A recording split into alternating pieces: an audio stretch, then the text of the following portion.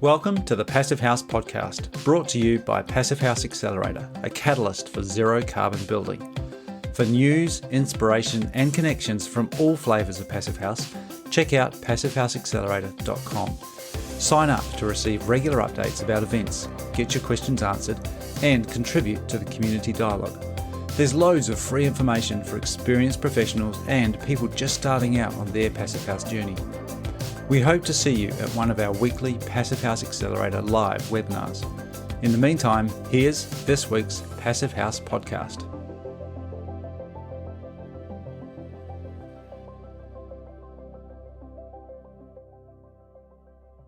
Welcome back to the Passive House podcast. I'm Matthew Cutler-Welsh, coming to you from beautiful Queenstown in the South Island of New Zealand, and I'm joined by Mary James. How are you, Mary? I'm great. I'm still in California and having beautiful fall weather. Right. Yes. Well, we've just had Halloween, so into November. What have you been up to? How are things over there? Good. And, we've been having a lot of fun with the launch of the Reimagined Buildings Collective. And I just came off of the Michael Ingwe's Ask Me Anything session, and it was great. It's really an opportunity to get to chat with people and get your questions answered. So I recommend it. Nice. I want to do a quick shout out to our partners at the Passive House Accelerator. Big thanks to NYSERDA for being our stakeholder partner. Founding sponsors of the Passive House Accelerator are 475 High Performance Building Supply, Ingwe Architecture, Hartel, Rockwool, and Zola. And also thanks to our champion sponsors, Bewezo, Icon, Intelligent Membranes, PH Air Seal, and Source 2050. And this week I'd like to do a special thanks to Ettinger Engineering Associates, who is our accelerator partner of the week. Big thanks to all of those great people for supporting everything that we do at Passive House Accelerator. All right, Mary, tell us about Joanna. So today we're going to hear from Joanna Lockhart, who is Associate Director of Architecture at Tetra Tech Europe. She's based in Edinburgh, Scotland. And I talked with her at the UK Passive House Conference. That's where I met her. And then we talked afterwards for this podcast recording. And it's, as you said, a lot of discussion of embodied carbon and ways to approach that. So, yeah. Let's get into it.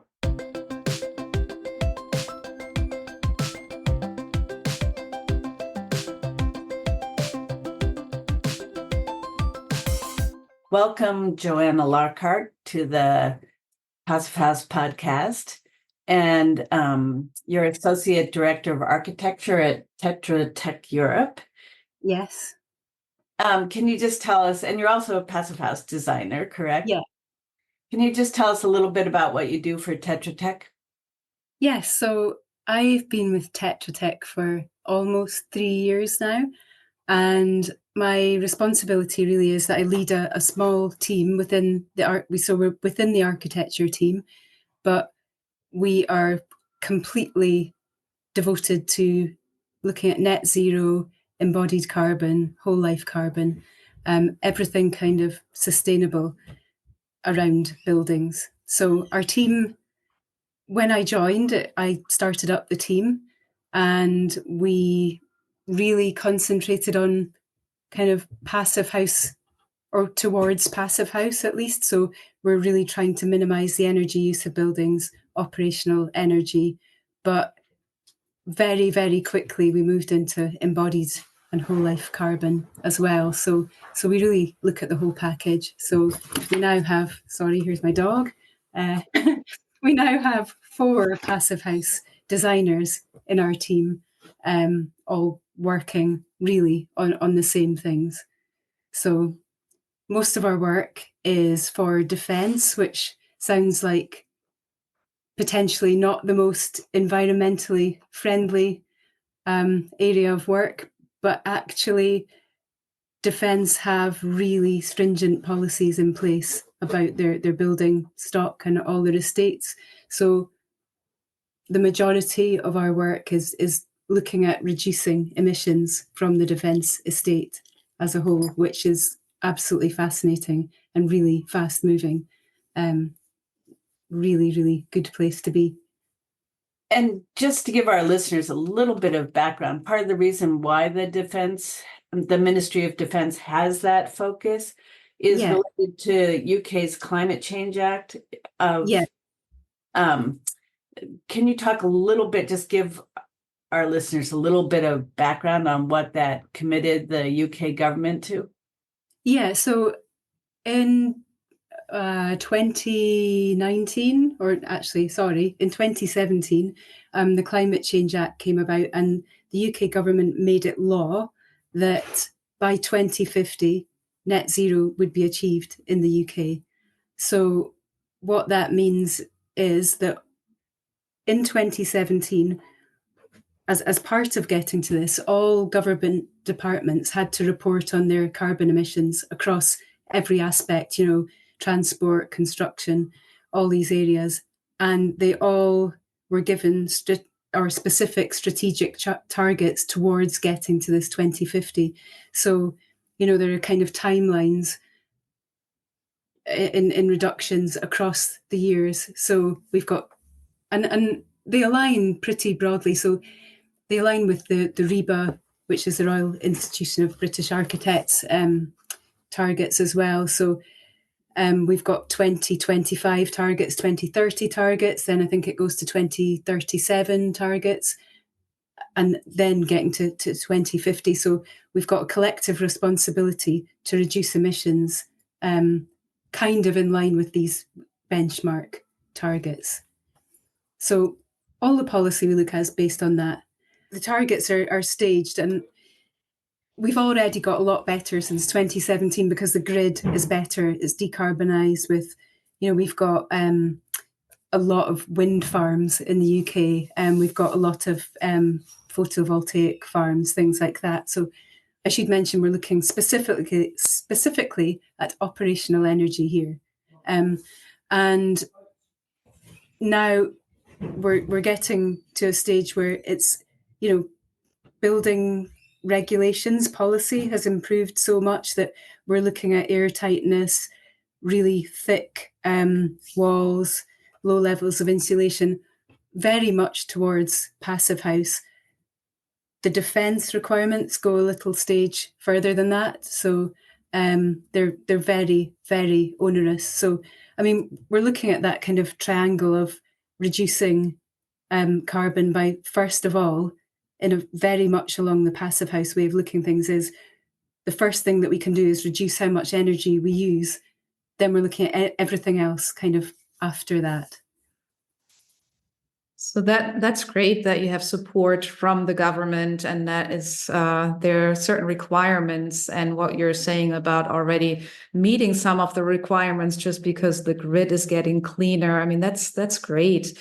So, but that's, as you said, all targeting operational carbon, right? And that's almost, so many years in, we know pretty well how to do that with passive house strategies, and also with energy modeling and predicting what we can do on that side. But if you're looking at a holistic view, which I believe that's what you're focusing on, not just operational, but also embodied. That means a lot more kind of learning, right? In terms of how do you do that? So I guess how do you do that? How do you also include that other side of embodied carbon just to get to zero carbon, right? Because otherwise you can't even get there. Yeah, so as you said, it's a really fast moving area and things are changing so much. So we're learning on our feet a lot of the time. But we do have targets to try to achieve for embodied carbon.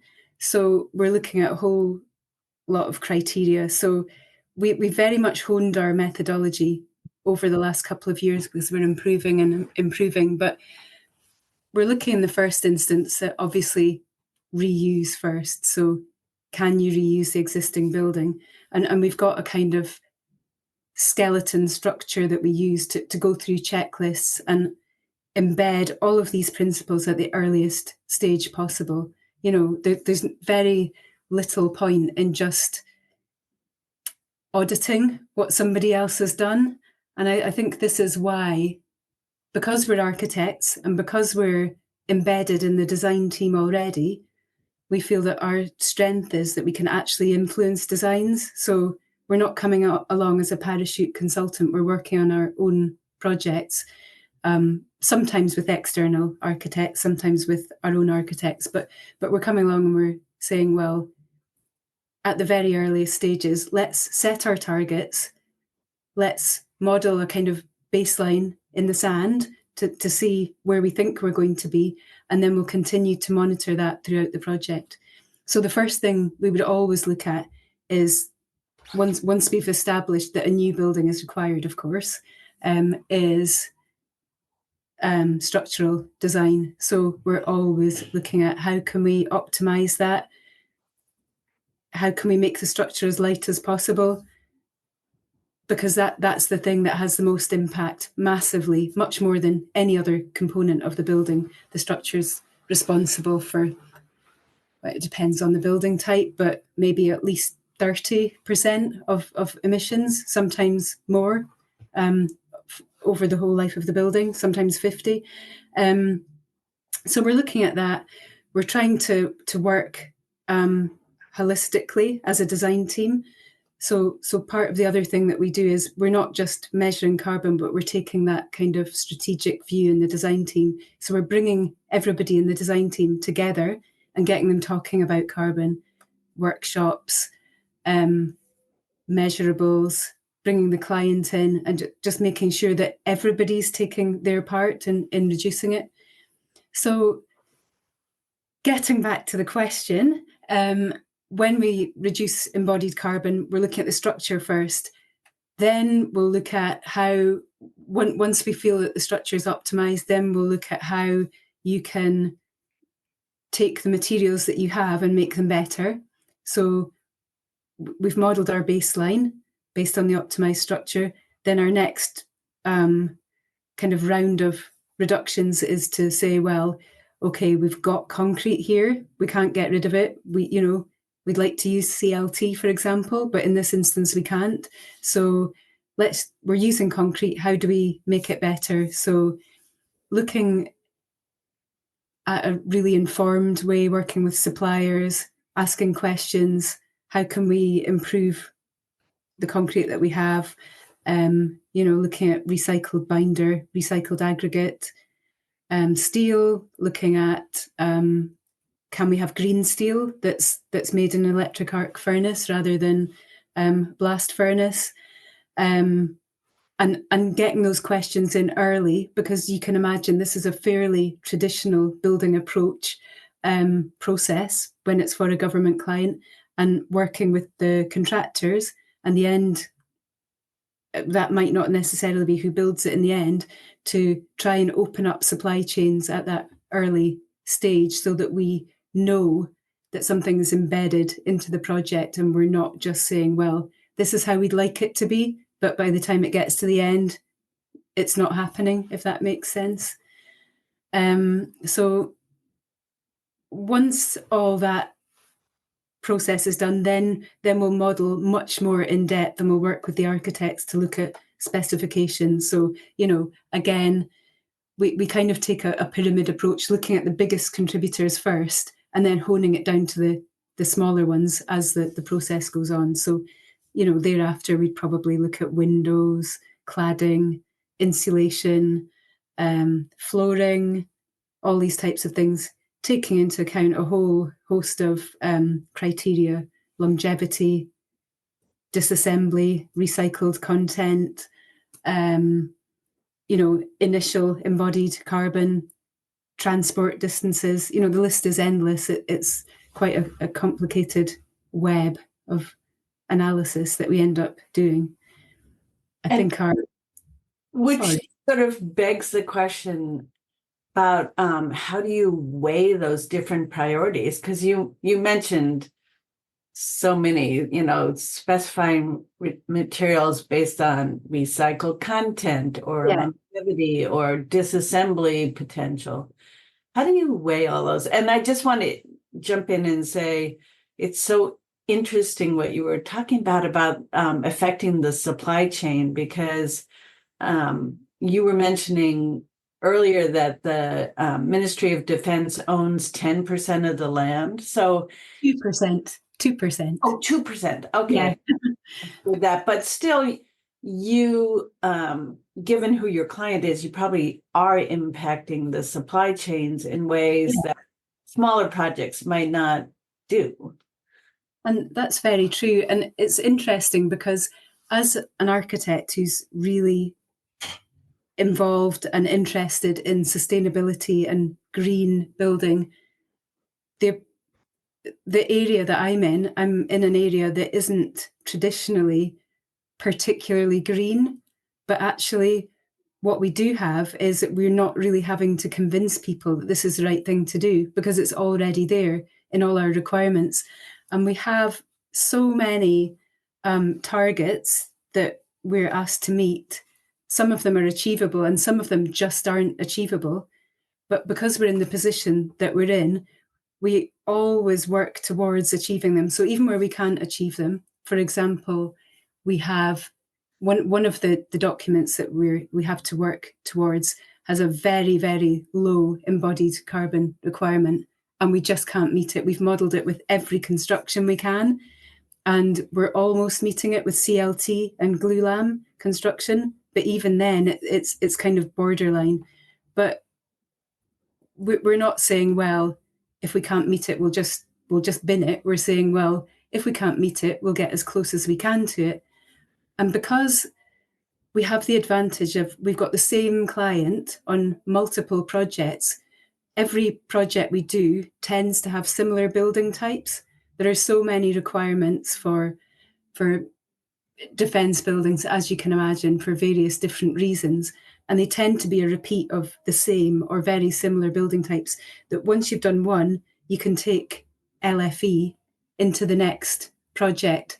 So we can even go back to the people making the policy and say, well, we really struggled with this one, but we think that, this was really positive. So we can kind of take learning from experience onto the next project, because the projects tend to be so similar that you've kind of got another chance at the same project, which is a real benefit.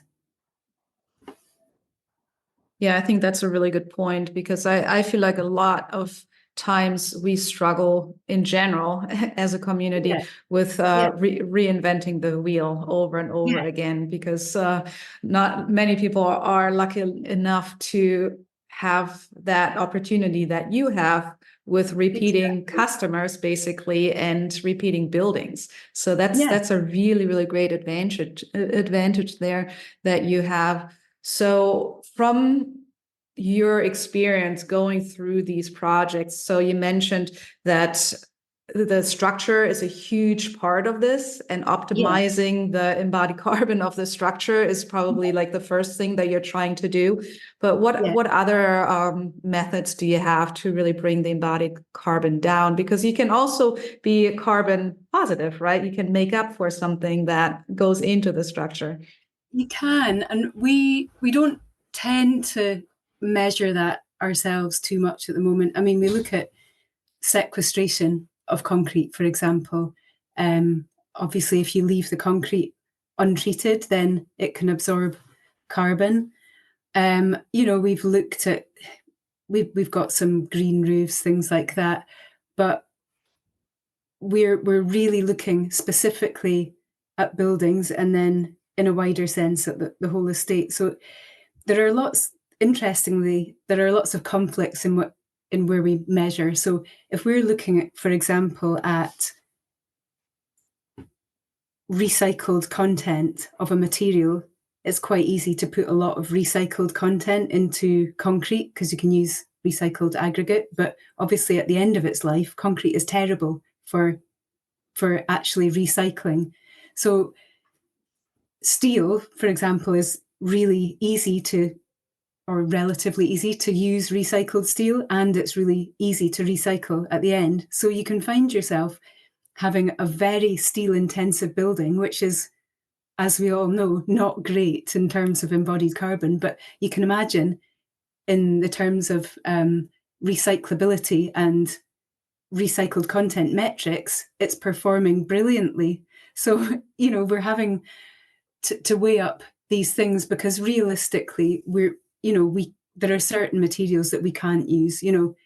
We are restricted. We're not ever going to be, or we hope we are, but in the next few years, we are looking at materials that we can use that have a much better carbon footprint, but we're not going to pretend that we're at the forefront of, boundary pushing materials here, because we have so many restrictions on what we build. So I think opening up the circularity door, in a sense, has been really good for us. So things like the repetition that's there. So we're trying to, and we have actually standardized grids on all our kind of warehouse type buildings, which there are a lot of, all our garaging, that kind of thing. And if we use bolted connections for the steelwork there, then there's nothing to say that we can't disassemble that building and put it up on a different site, or we can extend a building, using components from a different site or somewhere else on the same site. So it's made us think a bit more laterally, thinking about standardization and reuse and a kind of longer term view. And where we have to use concrete, well, let's just try and make it the greenest concrete we can, and make sure that this building is suited for future use. So it's going to be there for, well, we model for 60 years, but hopefully longer than that. Ideally, we wouldn't want to use it at all. But given where we are in the industry, it's a whole kind of web of different decisions all feeding into each other. And part of our job is navigating that, reporting on it, and trying to report on it in such a way where we're not greenwashing. We're not pretending something's great when it's not. We'll always say, well, yeah, actually, we could do better in this area. And trying to rationalise, I guess part of it as well is trying to rationalise the larger estates. So we're looking at large estates with, more than 100 buildings on each one, maybe up, very much upwards of that on some, and how we can kind of look at everything in a balanced and pragmatic way that has as little effect on the environment as possible. And you mentioned building circularity, which is one of those terms that I think people might have heard of, but many architects here have had no experience actually working in. Could you give us some more examples about how that might play into your planning or design choices? Yeah. So when you're looking at building circularity, obviously the best thing that you could possibly do is use what you already have. So, that's kind of at the top of the pile. If you've got an existing building and you can upgrade it, that's the best thing you can possibly do. But it's thinking about the circular economy. So we're not only thinking about the embodied carbon that goes into making a material that goes into the building, we're looking at the whole life cycle of every material. So the one I mentioned was concrete, which is not good for circularity because you can't break it up and use it successfully at the end of a project. It's got reinforced concrete, has rebar steel in it, so you can't it's very hard to split the steel out of the concrete. So once you've got concrete, it's staying there. You're not doing anything else with it. So the criteria you're looking at when you're measuring is reuse, recycle, downcycle, and then disposal. So reuse is obviously the best thing. So anything that you can reuse as it is without changing it is what you're really looking for in building circularity. So steel is a really good example of that. You can take, and we have examples of this in the UK and all over the world, I'm sure, where you can take down an existing building or frame and just put the same frame up somewhere else. That's the ideal. Or you can, so we're looking at when a demolition project takes place, obviously the whole steel frame from an existing project can be taken away to someone who'll resell that steel. They can clean it up, certify it, and then sell it on. It can be changed where possible. We do have to be careful not to, if you're reusing a steel frame, you can actually make your embodied carbon worse if you use a steel frame that's too heavy for your purposes. So, there's a bit of balance there about trying to find the right steel frame. But if you think about the circularity of steel, it just goes on forever. And again, I'm not praising steel as the best material ever, because it's overwhelmingly in the blast furnace manufacturing process, it is an absolutely massive contributor to carbon emissions. So, again, it's about viewing things in balance. But in circularity terms, steel is really good. If you use natural materials, that's also really good. If something, if you used a carpet with a natural Hessian backing, then even if when it's come to its end of its life, then if it decomposes, that's good. And what we're trying to avoid are things that we can't get rid of, or we have to burn to get rid of, or bury, or break up, and they can't really be used. So it's trying to sort out all these things in our design choices, specification choices. Again, just a huge mass of information which we're just all navigating our way through, trying to forge the best path that we can. So I think this is really interesting because it basically adds another level of thinking or perspective to the whole complexity of low carbon or zero carbon. Because so far, from our perspective, when we build mostly new buildings, it's all about using materials, natural materials with low embodied carbon. But you're putting another level to that and saying, this is all great, but better than that is even using what's already there. So and I find that really interesting, and also because it determines how you even think about building new, right? Because you're not only thinking about this life cycle of the building, but you're also starting to think about the next life cycle, just what you mentioned with bolting the steel together, you can disassemble. So I think that's really, really interesting. What I am curious about is how does that affect, like, how do you use all of this within your design approach? Like, do you already know about a building that gets disassembled or disassembled, and then you integrate that into the design of the next building? Or do you just kind of know what's available and that's what you spec? Or do you design and then see what's available? So that's a tricky one. So it's not, I mean, ideally, in the long term, I think in defense, we will have this kind of database of buildings where we know what's available. That's happening on a small scale in various places. There's a scheme in the Netherlands, which is really interesting, which does exactly that. At the moment, the way that we're working is that we're working as a consultant on these projects. So we're not influencing the supply chain directly. We're influencing it through the consultants or the contractors that we work with that deliver the projects. So on a recent one, for example, the contractor has their sustainability embodied carbon consultant in-house as well. So we work together with him. So we've had a series of workshops. Their consultant has gone away and done a kind of audit on the buildings that are going to be demolished as part of this project.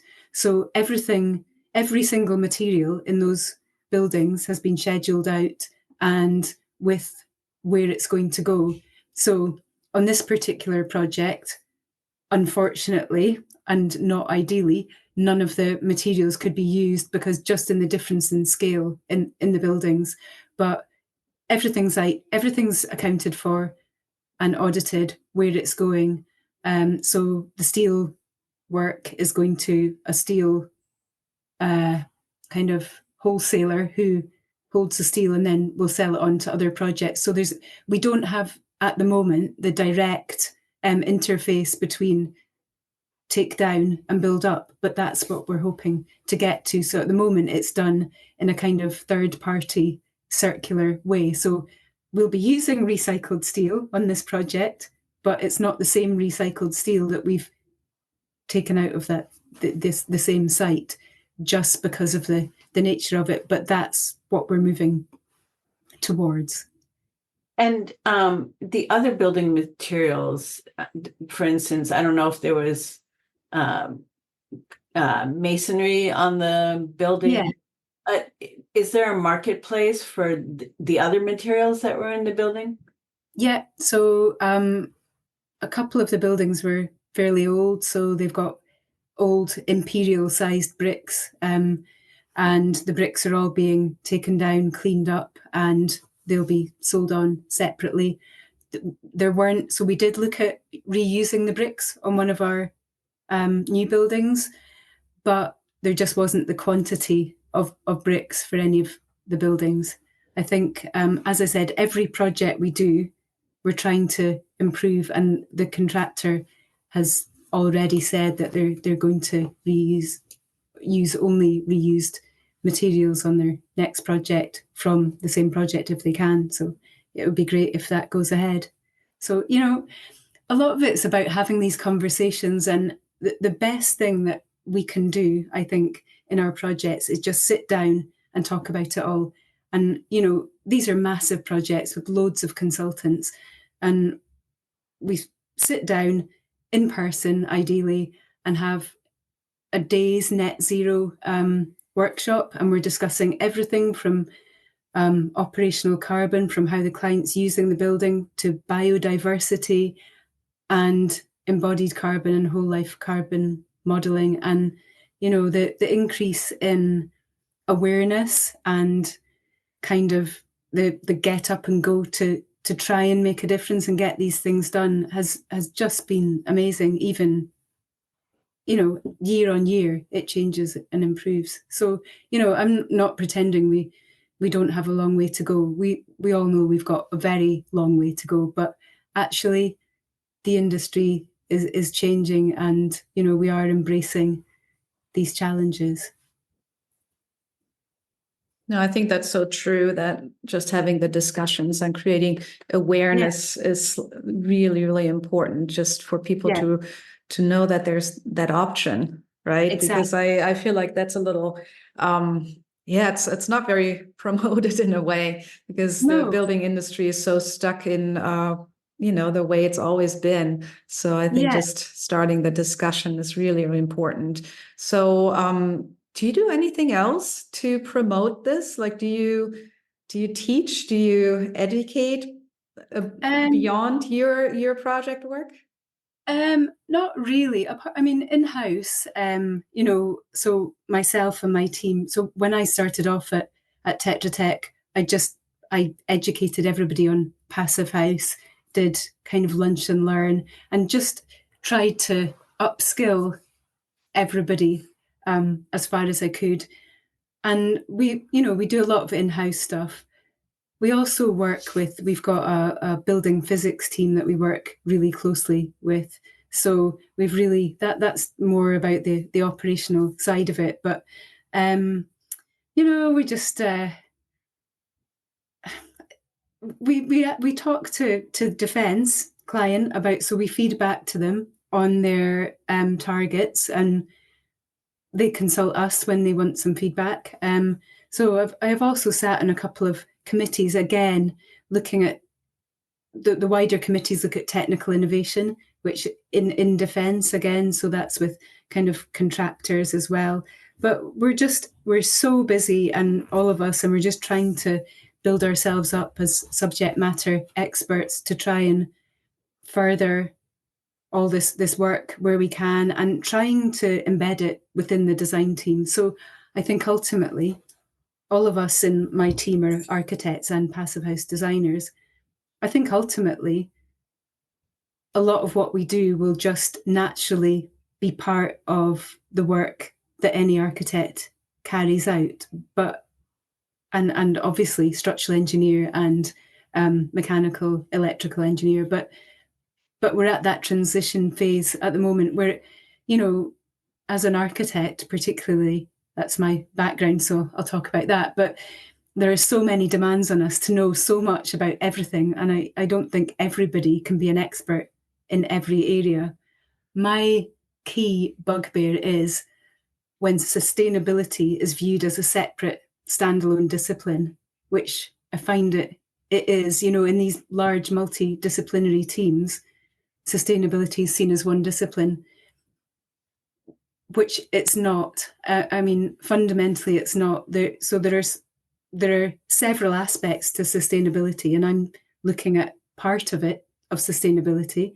I'm mindful of all of sustainability, but really it involves every discipline that's involved in a project. And that's my kind of mantra and goal, is to try and involve everybody, so everybody takes collective responsibility, and it's not, at the end of the day, one sustainability consultant, for example, auditing what everybody else has done. It's got to be integrated into the design process from the start to the end, with the client on board and everyone understanding what they need to do. Great point to make, that it's not a little isolated committee working on sustainability. And and I want to bring this ever so briefly back to Passive House. And you said all of you on your team are Passive House certified. And at the UK Passive House conference where I met you recently, I was really impressed by the scale of Passive House. It just seems to be growing by leaps and bounds there. Maybe that was a little, I'm not sure how accurate an impression that is, but very large projects going, setting Passive House as a target. And I just wondered, in your work for the Ministry of Defense, I understand maybe you're not exactly setting Passive House as a target, but I wonder how close you're getting, and especially you mentioned air tightness, and I wondered, is there parallel, and talking about sustainability being a responsibility of the whole team in MEP, mechanical and engineer, electrical and plumbing. Is that a concern for those team members as well? And is our ventilation with heat recovery, is that a part of most projects? Yeah, all of them now, pretty much. So, the standards that we're designing to, for most building types, are almost Passive House. So the difference, the at a glance difference being that whereas Passive House air tightness is 0.6, our air tightness is 1. So, we've got slightly less onerous air tightness, but it's not, it's very onerous air tightness. Right, very close. Yeah. Our U values are very similar. We have to measure thermal bridges. Everything's got MVHR. There are certain instances, obviously, where it's more appropriate than others, because there are some building types where the approach has to be played with a little bit. But we're almost doing Passive House. Obviously, we don't use primarily we don't use the Passive House PER. We're using EUI instead, just because of the way we do it. And our targets are based on EUI for operational energy rather than PER. But actually, in our most recent policy that came out, and you'll have gathered, there's a lot of policies out there for us. Passive house is mentioned as a, so we can satisfy we can use PHPP basically to satisfy our targets rather than using EUIs.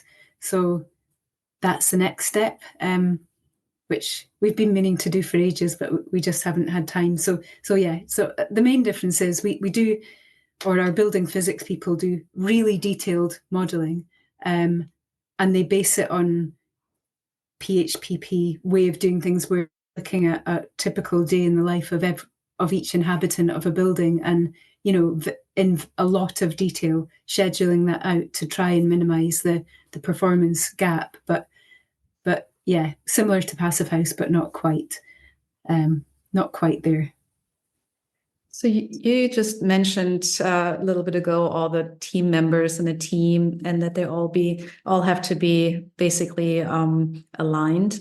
So going back to circularity and also your comment about how important the structure is, do you get pushback from the structural engineer quite a bit on using recycled material? Yes, we do, quite often. So, I mean, it makes it more difficult because sometimes the projects that we're working on, we're not working on from the beginning to the end either. So it can be kind of chopped up. But no, we do get pushback. But so normally we're working with in-house teams, and we have just pushed across a very collaborative approach, and we work with them. And I mean, some of our structural engineers are very, very engaged and know an awful lot about it and are measuring embodied carbon themselves. Others have been less quick to adopt, but as I said, it's just chipping away at that. When I started my job, there was very little focus on embodied carbon at all. And when I look back and think how these things have changed, then it's really rewarding, and we just have to keep chipping at it and trying to embed principles. I'm not dictating to anybody, but we have lunch and learn sessions. We always just try and bring these things to the table. I think when you talk about things, like I was saying with the workshops, you're much less likely to get kickback, as opposed to if you're just marking someone's work and telling them it's wrong. I think that's when clashes tend to happen. So we tend not to do that. We tend to set out the requirements from an early stage. One of my colleagues, when she started working with us, she did a kind of embodied carbon primer for essentially structural materials, and presented it to all the structural engineers. And they've taught us as much as we've taught them. So it's definitely a two-way thing. Great. Well, helping all of us working together to raise the bar for everybody is a great note to end on. I really appreciate your time with us, and thank you so much for speaking with us and helping us understand how things are going over there in the UK.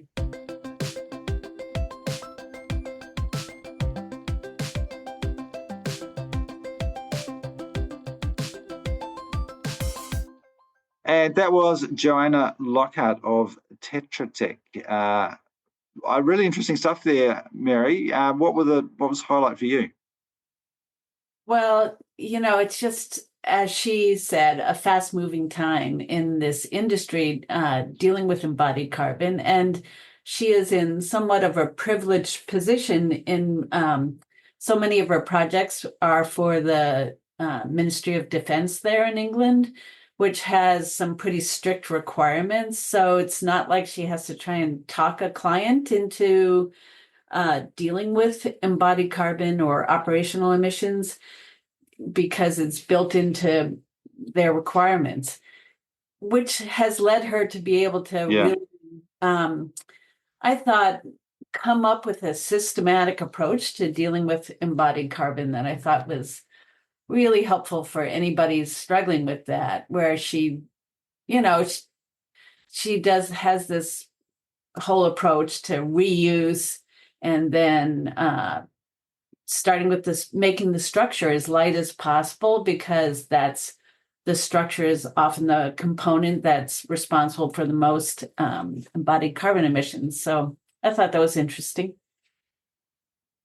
I think the discussion around carbon and circularity is really interesting, and talked about the example of steel, which Joanna mentioned a few times, the very high upfront energy that is associated particularly with a blast furnace.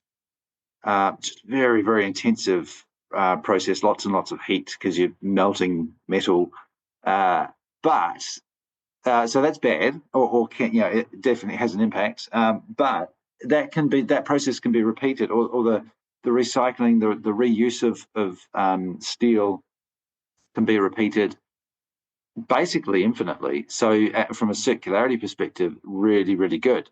And part of the discussion we've been having this week, there's been a lot of increasing awareness of carbon, but also lots of discussions about circularity and the fact that some of the stuff is complicated because there's no easy answer, and there's no good product or bad product. There are just good designs and good processes and good better ways of thinking to improve the overall impact and performance, which Joanna, it sounds like she's just really diving into all that and trying to untangle it.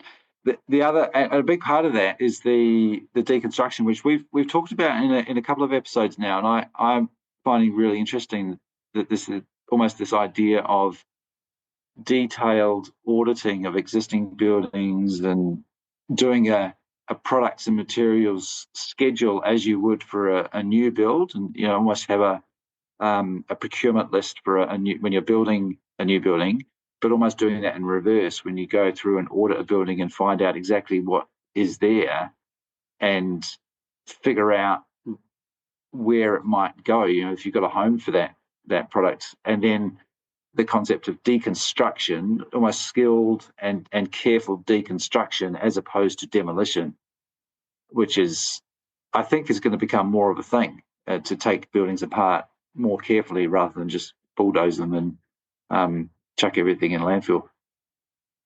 Yes, and what I really appreciate is that she talked about that it's actually happening rather than it's a concept. Like they have somewhere Yeah. that the steel is going. They have somewhere that the bricks that she's taking out of the building are going. And I just wonder if because to for me, I always think, wow, it's a great idea, but is it really happening? And apparently it is there. Do you have examples near you where it's actually happening also? We've got definitely examples of organisations who are looking at that space. I know of some services that are starting to set up as deconstruction services.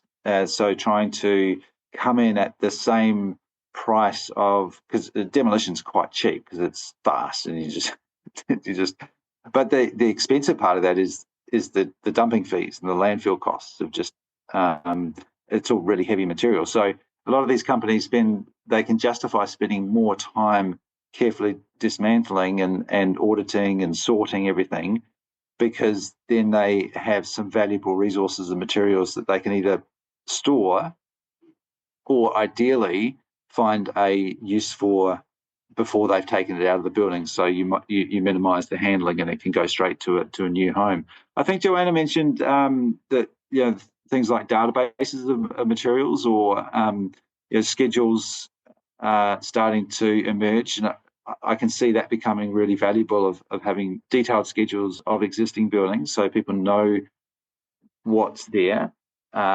And then as the building comes to the end of its life, people can kind of start planning for the resources that might be available and then making use of that.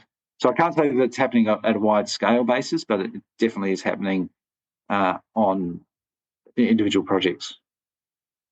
Right. And because a lot of the building types are the same in the projects that she works on for the Ministry of Defense, it helps with that kind of cataloging, and so that if you're working on a warehouse, what other warehouses are like. And similarly, I thought it was interesting that she pointed out that because then they're building new warehouses but they've already worked on previous warehouses. So in a way, they get to repeat and iterate and perfect how they design in order to minimize carbon. Yeah. So I thought that was interesting. Yeah, she mentioned having a standardized grid, or trying to work towards standardized sizes, and then and then bolted connections that you can take things apart very, very easily. So, thinking more about how things will come apart rather than just making things more and more complex. And I pushed a few builders recently on that, and we've talked about it here about walls getting more and more complex with lots of different layers of all sorts of different materials. I was on a building site yesterday, and we did a tour of their waste management on site. And one of the biggest problem products was a laminated exterior insulation panel that has foil laminated to it. So you've got a PIR foam core with foil on the outside. There's just no way to recycle that because it's a multi-material product in itself. So the best they can hope for is to save the big offcuts for locals to come and pick up and hopefully find a use for. But it's a high performing product, so it's really good for thermal performance, and that's one of the challenges, is balancing the in-life performance of the whole building and these materials, but also thinking about reducing the offcuts at the construction stage, but then also potential reuse or recycling of the materials at end of life. Right. As Joanna said, it's a fast-moving space and everybody's trying to figure it out. And it's great to be able to have these exchanges and find out what people have done in other areas that, maybe you can learn from. I mean, it's inspiring for me to know that, that previous podcast we did that in Germany, that they're cataloging buildings and taking them apart and having warehouses where they can store the materials until they find a new use for them. And it sounds like it's happening a bit here in Scotland as well. Yeah, which reminds me, there was a question during one of the workshops I attended this week from an architect who was, I guess, getting started on the journey around carbon and also circularity, and they wanted to know what others had done, because they felt very much like they were having to reinvent the wheel because they were solving problems that they were sure that somebody else had already solved. As you say, I think it's really exciting seeing some of this stuff starting to gain momentum, but also people connecting with each other and finding out what's working elsewhere. And a lot of these companies are cross borders and internationally, so there's no reason why a lot of the processes can't be emulated or repeated around the world, and some of these concepts definitely repeated and shared rather than us reinventing the wheel, which is all about collaboration and sharing knowledge, which is a big part of what we're trying to do here, really, with the accelerator. Exactly. Which is probably a nice lead on to mentioning the collective, the Reimagine Buildings collective. We've both been in there. It's a great place to hang out. There's so much stuff in there. It's quite incredible. All of the resources, lots of videos from past events, including the big Reimagine event earlier in the year. So if you missed any of that, you can check out all of those resources. I've had a little, but I'm really quite keen on jumping into the full PHPP course. I have looked at the very first part, the intro, and it looks great fun, but also really, really informative, because as a lot of people who have done Passive House training, PHI training, know that you get a really good course in building science, but you don't actually get taught how to use PHPP in that Passive House training. So this is a fantastic detailed resource to jump into. I just think it's so exciting. I mean, it's obviously still an early stage, but just as you said, the potential for sharing information and learning from each other just is so amplified by the collective compared to what we have done so far on the accelerator. And, we have a ton of resources on the accelerator, but the chance to be able to ask questions directly of people, throughout the week rather than only having certain time periods, I just think is great. Yeah. Awesome. All right. What else have we got coming up in the schedule this week? Well, we have speaking of learning and being able to ask questions, we have a component spotlight coming up on November 14th with Innotech Windows and Doors. So that should be a great opportunity for people who want to learn more about those. And we'll have our regular live event, of course, on Wednesdays. Of course, you can check all of that out on the Passive House Accelerator website. All the details are there. And also you can jump into the collective and all the information as to how to get into that. All right. Thank you very much, Mary. Really appreciate it. Thank you, Matthew. Great talking to you as always.